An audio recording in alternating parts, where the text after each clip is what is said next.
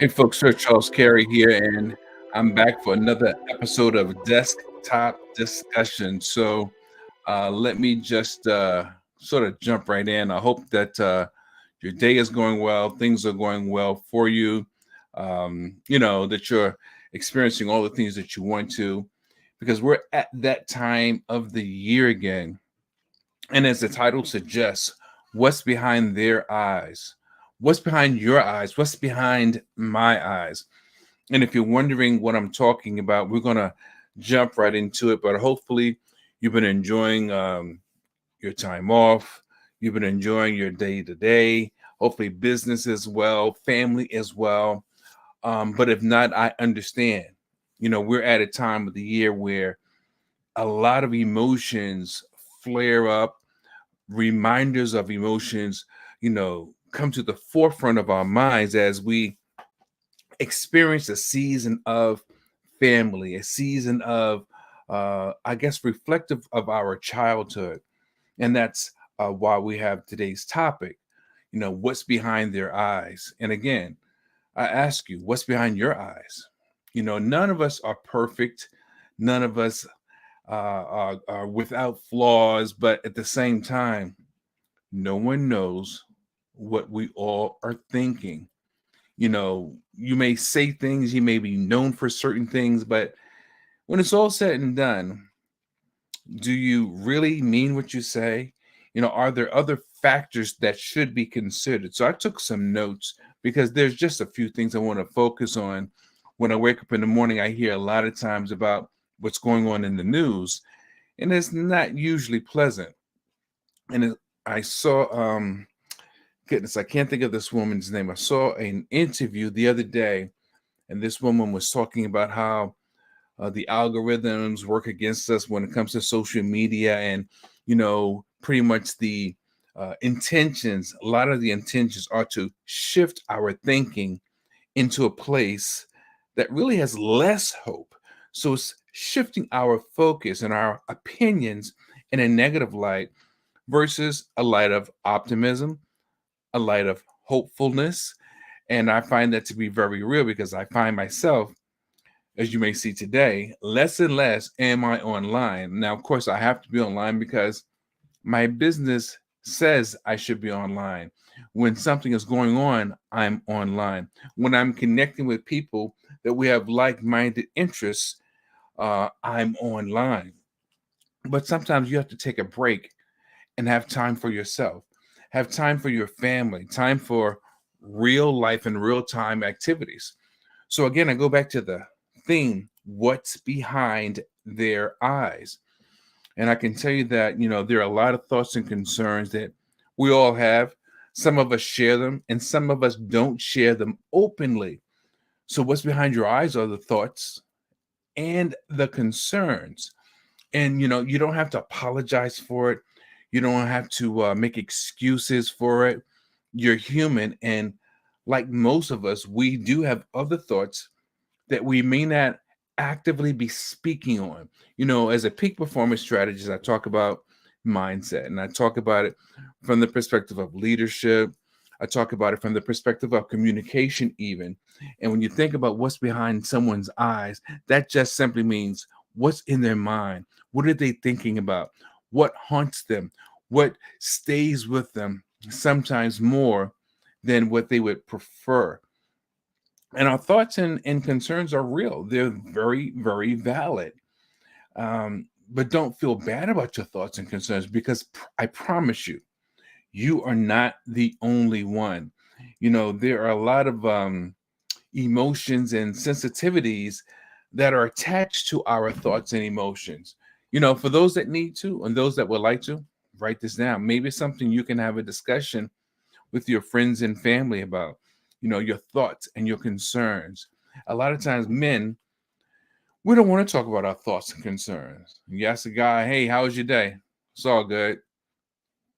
That might be all you get. Ain't nothing to write home about. That might be all you get. But I promise you that in many cases, we're concerned, men, we're concerned about the things that are going on in our life, our job, taking care of our family? Am I validated by my loved ones? Am I appreciated? So that's number one, thoughts and concerns. Number two, sensitivities and emotions.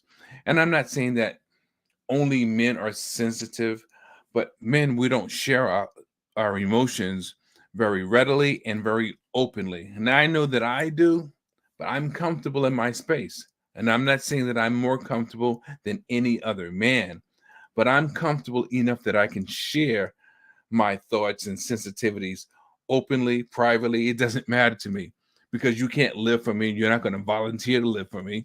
And even if you did, the way you play it out is probably not the way that I would play it out. And I'm confident in that and comfortable in that because I'm at a point in life, and I have been for a while, that I know who I am. I know my shortcomings. I understand these things. But many people, especially men, we don't want to discuss that openly. We've been taught and trained and made to believe that to express your thoughts is a sign of weakness versus a sign of strength. Because when you think about it, your level of confidence should be a strength because that's what it is. So, what's behind their eyes? What made us come to this point? Well, it's the American society in many cases that has made us to believe the things that we do believe. But especially at this time of the year, again, sensitivities, emotions, they're higher, they're more fragile. Their vibration really resonates highly because of Thanksgiving season, Christmas season. And I think we reflect on our youth many times and things that happened or didn't happen, things that were not resolved. And here it is that we are still adults and those things have never been addressed. Now, there's probably a lot of other reasons as well. But my point is, when you wake up and you hear about young people taking their own lives, when you hear about young people taking the lives of others, you haven't even lived. How can you? Why would you? And even sometimes parents doing harsh things to their children. It's just not the natural course of how things should be, in my opinion. So when I say what's behind their eyes, it's also speaking about the mental health issues that seemingly in the last maybe 5 to 10 years, we've talked about more and more and more. It's because it's real. It's because it does matter. When people tease and bully and haze, and everyone isn't cut out for the same behavior. And there was a time when, as a man, you just got to toughen up and take it. I get it. Doesn't mean it's true. Doesn't mean it's right. Doesn't mean it's fair. But that was what society told us how we treated men for whatever periods. Well, the world is more, how would you say it, closer together. And there's certain things that we see and experience, and I just don't think that we realize how fragile we are as human beings, how sensitive we are as human beings, regardless to gender, male, female, doesn't matter. When it's all said and done, we need to be more cautious and more sensitive to one another. You shouldn't just expect or assume that you can say something to someone in any shape, form, or fashion, and that it might not affect them negatively. So when I say what's behind their eyes, you don't know what's in their mind. Everyone can't take what you can take, and it's very, very real. There's something called triggers, and I teach about triggers in some of my workshops because people need to feel valid. People need to feel validated. People want to know that they're being heard. People want to know that they count. They have a vested interest in their jobs, that they are relied upon, they are capable, they're able, all these different things. And there are many triggers: the way you look at a person, the way you don't look at a person, speaking to someone, not speaking to someone.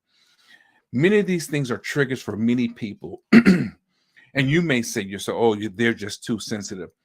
Well, you're entitled to think that, but it doesn't mean that it is just as you say it, because we all are wired differently. Yes, we all wear flesh, we all have bones, but the point is, the mindset of everyone isn't the same. Some of us simply are not as mentally strong, mentally tough, mentally durable that we can deal with situations that others can deal with and not think a thing about it. When they say, "Do you show or uh, what's the expression? Live with your emotions on your sleeve." Well, those are very highly sensitive people. It doesn't make them bad because they're sensitive. That's just the way they're made. Can they toughen up? Of course. What does the military do? It breaks you down and builds you up.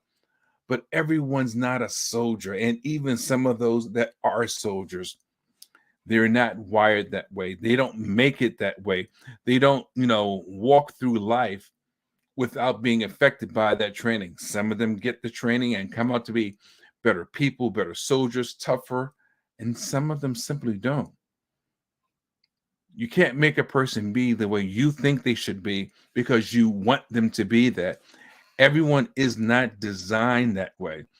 I've got a program in one of my books, and I talk about being aligned by design. You have to know how to identify other people, of course, but you really need to know how to identify yourself. And if you know how to identify yourself, what's your personality type, then you can learn a lot more or understand a lot more about other people. So, those things being said, I think it's important that we understand the truth about life, about ourselves, about how we treat one another, how we don't treat one another, you know, cancel culture, all of these things. So, the next time when someone says, "What's behind their eyes?" if you should hear that phrase, if you should remember from this talk, think about it. Everyone's not as strong as you. Everyone's not as wise as you. Desktop discussions was created for a reason.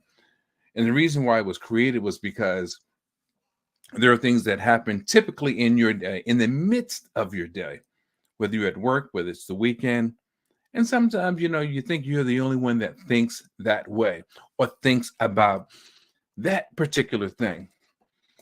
Oh, how contraire, mon frere. I'm pretty sure we all have some of the same thoughts and have many of the same desires, but we don't discuss it. And then when we finally hear it, it's such a relief to know you're not the only one. Look, I've had a great time this year in particular. I've done a lot of things, traveled a little bit, started going out doing events and things like that, a lot of online events. But when it's all said and done, that's me. What's your sweet spot? What's the thing that's going to really put you in a place that makes you feel whole, that makes you feel valid, that makes you feel validated, that lets you know that your life does have purpose and you can live in that purpose? You can help other people because, some of the people that have helped others, they may not be these big superhero types.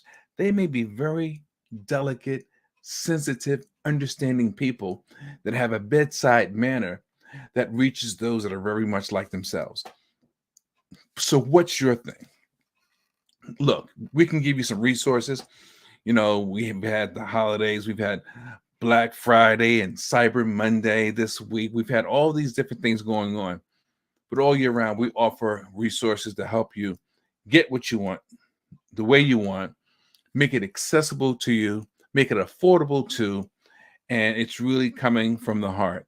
Many of my colleagues, we all have a similar mindset as it relates to adding value to the lives of other people. It's about being the best version of you and building others to be that too. You have, there was a phrase I had, I can't think of, it's not on the top of my mind right now, but in order to be the best, your mind has to be at rest, meaning your mind has to be open, relaxed, not filled with a lot of mumbo jumbo or garble. Your mind has to be able to realize and understand that there is space for you to do what you're good at. And there is space for you to arrive. Because I always say it, there's always someone waiting to hear your story. But it's not just your story. There's always someone waiting to hear how you can coin a phrase, how you can share a message, because that's what we do. Many of us that are leaders, many of us that have a mission in life, we're here for a purpose. Now, some of us don't fulfill it, some of us don't search for it, but for those that do, I challenge you and charge you. Share your gift openly and radiate the brain and change the game. I look forward to hearing from you. Any questions? I hope you took some notes. If not, play this over and over again and extract what you can extract from it. And if you do have a comment, if you disagree, please post that too. I love to get your feedback. Until next time, you know the rest.